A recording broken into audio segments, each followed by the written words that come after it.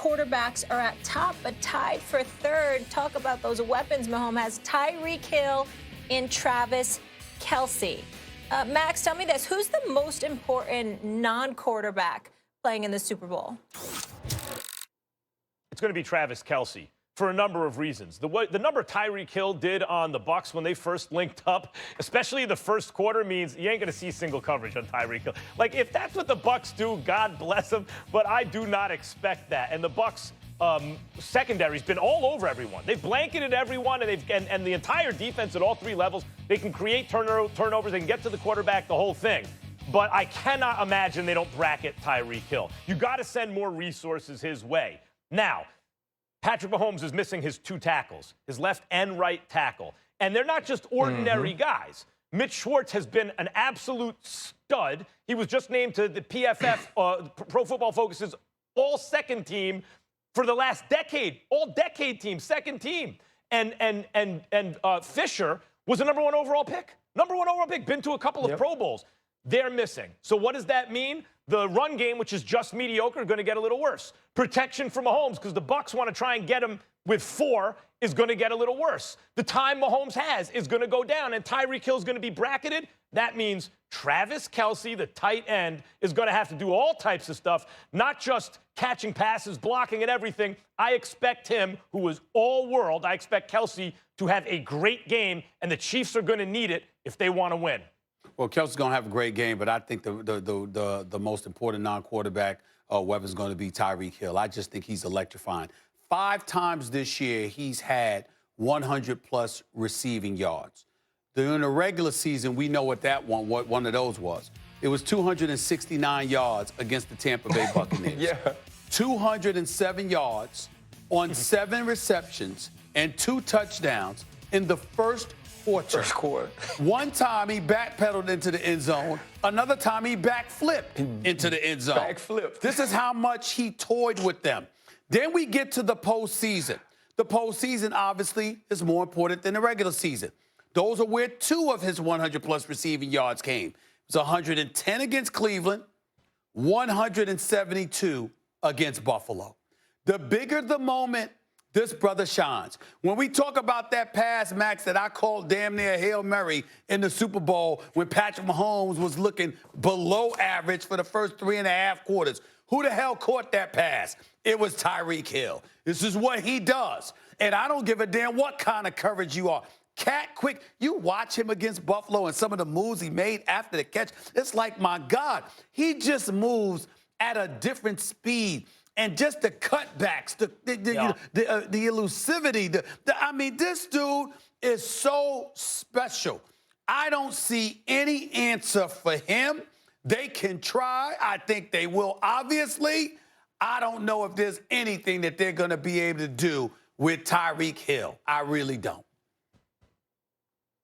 Yeah, when you look at those two dudes, right, you think about what they have been throughout the season, both over 1,400 yards, both dominating in the playoffs, 100-yard receiving games for both of them in each of the last 2 playoff games. And I don't know. See, I don't get to come to the meeting because I'm already working, which is good because I could just come on and say whatever crap I want, because I think the most important non-quarterback is Todd Bowles. And the reason I say that is the reason that the Tampa Bay Buccaneers are in the playoffs has nothing to do with the TB that plays offense. It's the TB that's the defensive coordinator of the Tampa Bay Buccaneers. It's the 3 turnovers or the 3 interceptions you get against Drew Brees and the 1 forced fumble that's forced by Antoine Winfield, picked up by Devin White. It's picking off the ball late in the half against Aaron Rodgers. It's not giving up points on 3 turnovers by Tom Brady, only giving up 6 points throughout that game, being able to get pressure. Now, what are you going to do to adjust to what Stephen A. was talking about in the first game? The fact that you couldn't stop Tyreek Hill early, the fact that we understood each and every play that he was going to be matched up with Carlton Davis and you were going to be in a single high safety. Will you go to 2-man? Will you play some cover 2? How will you affect the quarterback with both tackles being out of the game? This to adjust. And the timeliness of his calls when facing the best quarterback we've ever seen. And no matter what happens in this game, I think we look back and if... Go ahead. Go ahead, Max.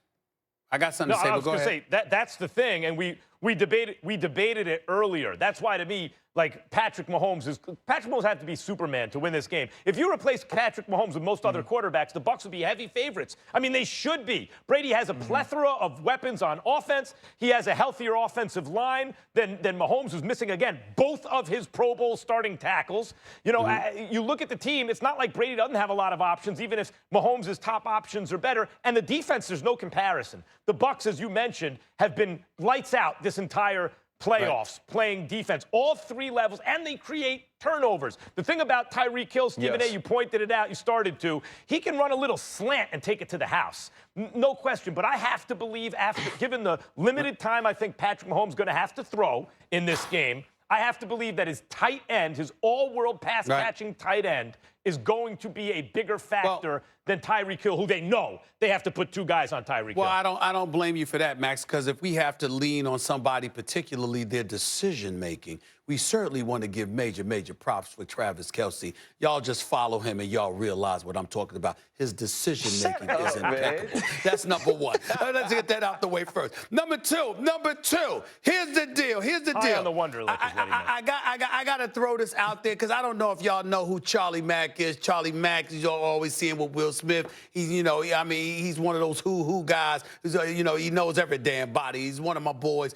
For the last 3 weeks, I've been receiving nothing but one text from him over and over. I got like 40 text messages from him. It says the same thing. The greatest football story ever told, TB12, Super Bowl 55 MVP. He swears. So he's talking about what Tom Brady is going to do. You, RC, is talking about what the defense is going to do. Here's my only reservation. Tampa Bay's number one against the run, but they're playing a team that don't care about running the football. Kansas City will throw all day. And Kansas City, with their passing attack, is going against the 21st ranked passing defense in the National Football League in Todd Bowles' passing defense. And you got Tyreek Hill and Travis Kelce and McCole Hardman and Sammy Watkins with Bieniemy and Andy Reid going up against the 21st ranked pass defense. That concerns me, Ryan. That concerns me. But that's the point, right? And that's why Todd Bowles is the most important. Listen to all those things you just said. McCole Hardman, Tyreek Hill, Travis Kelce, Robinson. Like, they have everybody offensively from a skill player position. So how do you combat it? How do you win? We've seen that standing across from them, playing man-to-man, thinking that I'm better than what Kansas City has, that doesn't work. And so we're either going to come in here and say Kansas City had a great game on offense and they won the whole dang thing, or we're going to say Todd Bowles had a masterful plan defensively, they turned the football over, and they pulled the upset on the Kansas City Chiefs. Like, that's what it's about. It's not going to be about how great Tom Brady plays. I expect Tom Brady to play relatively well, but it doesn't matter that you just play well against the Kansas City Chiefs offensively because they are so explosive. They can the Bucs do so put up much. a lot of points. Todd Bowles has to step up. Last half dozen games or so, maybe even more, Bucs put up a lot of points. The Bucs are a much better balanced team. Decision making. Let's remember that. Let me get in one more debate. Stephen A.